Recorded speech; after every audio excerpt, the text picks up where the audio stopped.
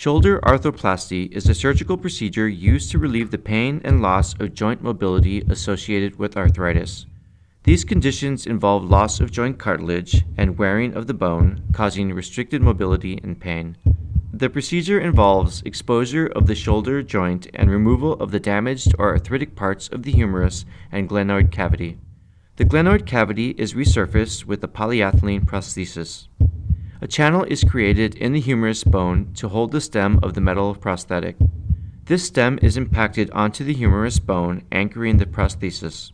A metal head is attached to the stem.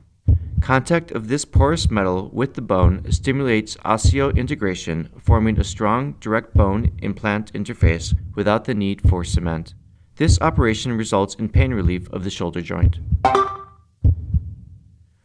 Partial knee arthroplasty is a surgical procedure where part of the damaged knee is removed to relieve the pain and loss of joint mobility associated with arthritis. The procedure involves exposure of the anterior part of the knee joint, displacement of the patella, and removal of the damaged or arthritic parts of the knee.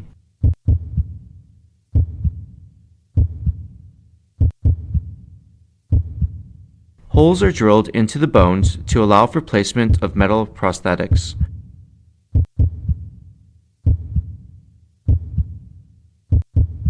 Metal prosthesis replacement articular plates are then fixed to the bones using polymethyl methacrylic cement. A polyethylene surface is applied to the tibial plate to assist non-abrasive articulation with the metal femoral plate prosthesis.